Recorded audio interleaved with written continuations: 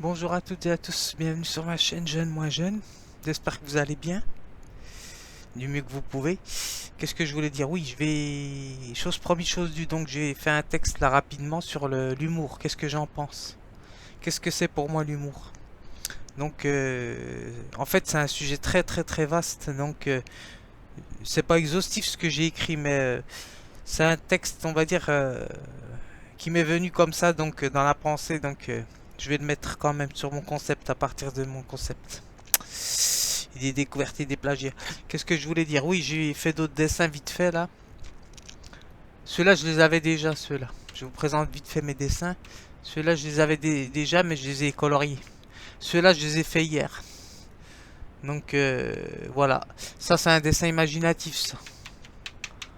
Donc ça, c'est j'essaie de me reproduire, de me refaire, mais sans image. Donc voilà, imaginatif.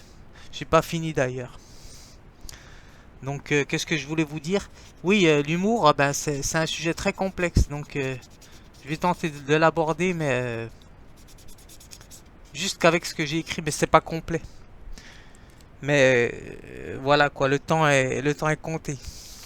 Donc, je vais vous lire le texte que j'ai écrit. Hop. Et puis, je vais terminer le dessin là que j'avais fait sur un enfant que je vais mettre sur mon mur. Donc voilà. Alors, Alors qu'est-ce que l'humour déjà? Donc l'humour et le rire, donc c'est pas la même chose. Le rire c'est étymologiquement c'est rire de quelque chose, c'est se moquer de quelque c'est se moquer. Donc voilà, issu du latin ridere ou rider plutôt. Riser, risette, ça a donné la famille latine. Ridicule, ce qui provoque le rire. Donc voilà, c'est chez Bergson le concept de rire. Donc Henri Bergson, donc voilà. On va dire c'est le propre de la mécanique, on va dire, chez l'individu. C'est ce qui représente une mécanique chez l'individu. Ce qu'on n'a pas l'habitude de voir, donc voilà. Donc c'est ce que j'ai noté, on va voir ce que j'avais écrit. Ouais, c'est ce qui surprend nos habitudes, donc voilà, c'est ça le rire, on va dire ça comme ça, oui, c'est ça. Donc c'est quelque chose d'involontaire en fait, donc voilà.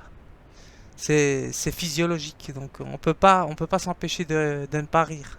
Même si on ne le veut pas. C'est pour ça que la dernière fois je disais que le rire c'est quelque chose de... Intrinsèquement c'est quelque chose qui nous donne on va dire le sentiment de culpabilité. Donc voilà. Il y a le surmoi qui vient heureusement parce que... ce qui permet d'enclencher l'empathie. On va dire ça comme ça. Parce que le rire, on va dire par exemple... On va donner un exemple concret. Si vous voyez par exemple une vieille dame qui glisse sur une plaque de glace, ben... sur le coup, involontairement, vous allez rire. Votre corps va déclencher parce que votre corps va déclencher des émotions, des sensations. Mais si vous ne vous reprenez pas, par exemple, directement, eh ben, on va dire que vous basculez dans le mépris. Donc voilà, c'est pour ça que le rire, c'est complexe. Donc le rire, c'est une émotion, on va dire. C'est même pas, on peut même pas dire que c'est un sentiment. Je ne sais pas, vous voyez. Donc il faudrait que je regarde, j'ai pas bien regardé ça. J'y ai pas bien réfléchi. Le rire, est-ce que c'est un sentiment ou est-ce que c'est une émotion? Le rire. C'est physiologique, donc c'est une émotion à mon avis. C'est plus ça. Quand si on dit le sentiment, non, c'est pas le sentiment, parce que le sentiment, ça voudrait dire que c'est, on va dire, de manière affective et instinctive. On va dire qu'il y a du sentiment et des émotions dans le rire. Parce que c'est une part instinctive, donc physiologique. Et, émotive, bien sûr, au niveau des émotions. Donc voilà, parce que euh, elle est déclenchée involontairement. Donc par notre propre physiologie. C'est le concept très complexe de Henri Bergson, le rire. Donc voilà, on va dire, c'est du vivant plaqué sur du mécanique, il appelle ça. Donc voilà. Donc, Alors ce qui est intéressant, c'est que ça renvoie au concept de Rousseau, le concept de pitié, ce que j'ai écrit. On va dire que c'est les douleurs qui nous sont épargnées. Donc voilà, par exemple, si on voit quelqu'un tomber ou bégayer, par exemple, euh,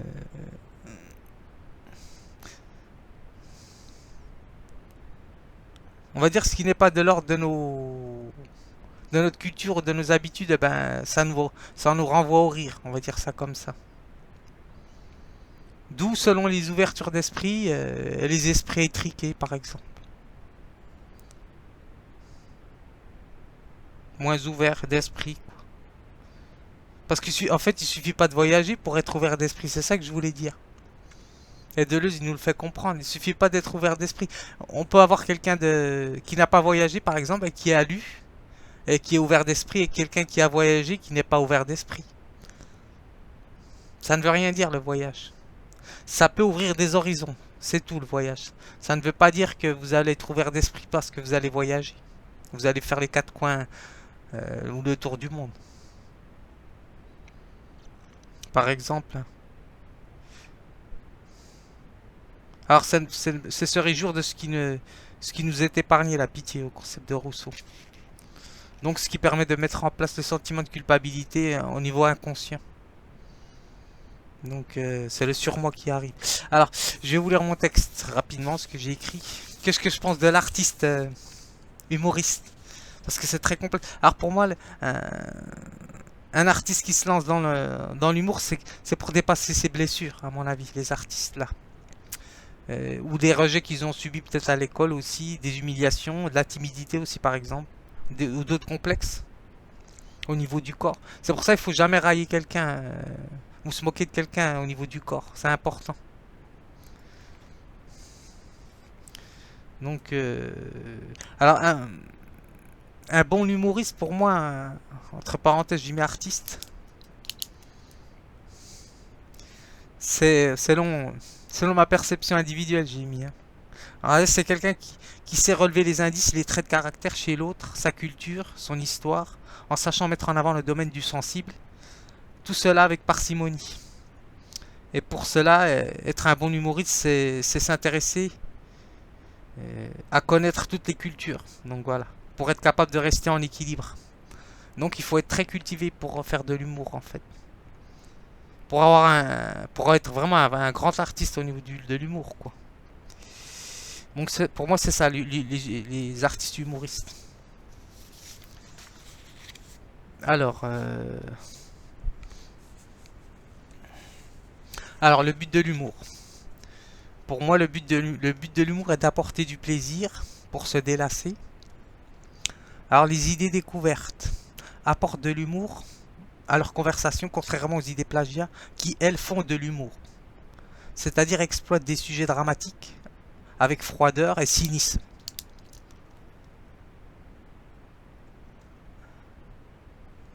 Car dans l'humour, il y a l'humeur, donc qui est de déclencher de manière volontaire des impulsions, lui procurant de la joie. Entre parenthèses, j'ai mis joie triste hein, pour les idées plagiat.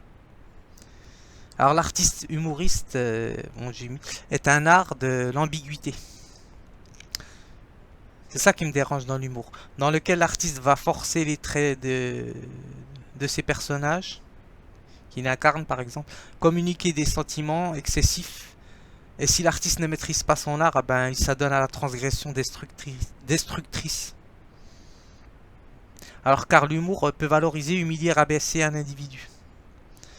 Les idées plagiat jouant la carte Joker, qui est de dénoncer le ridicule du monsieur tout le monde, adulte ou enfant, donc voilà.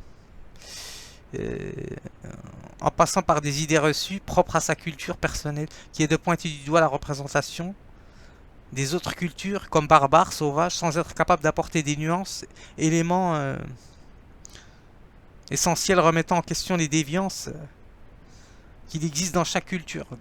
L'idée plagiat peut également inverser ses cartes, qui est de se servir de personnages qui ont été de vrais dictateurs, par exemple, et d'avoir gagné, pour se faire passer pour des personnes bien intentionnées, et d'avoir gagné la crédibilité de ses abonnés et de sa fausse générosité.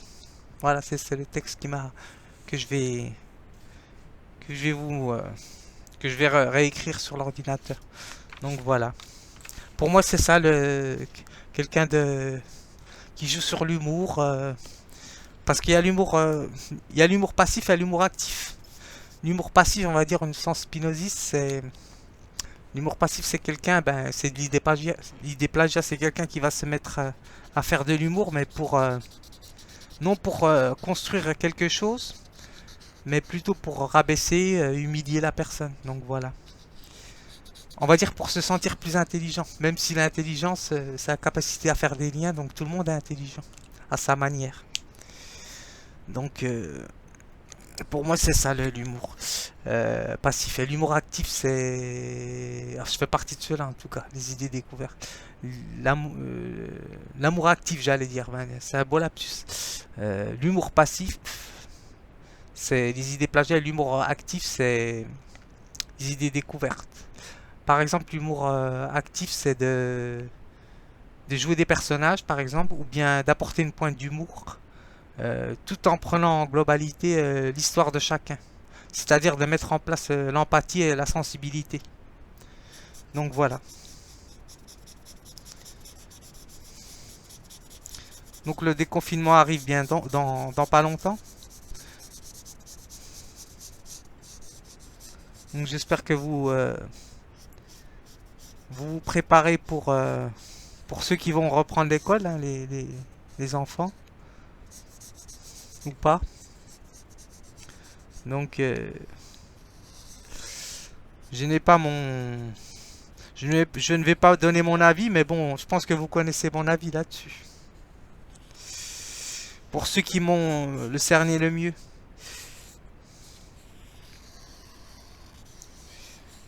Donc voilà quoi. Bon ben, ça suffit. J'ai dit ce que j'avais à dire. Je vais juste raccrocher le dessin là. Et puis je vous dis à bientôt.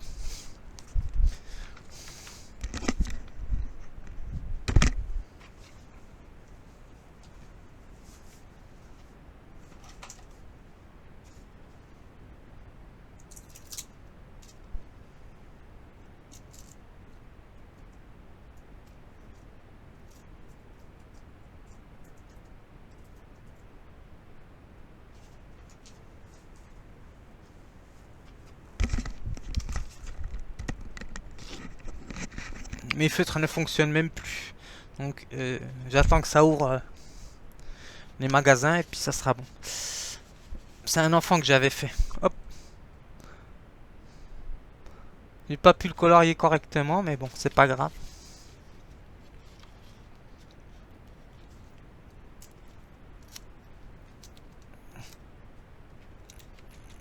Voilà. Ben, je vous dis à bientôt, hein. Allez, ciao Bella.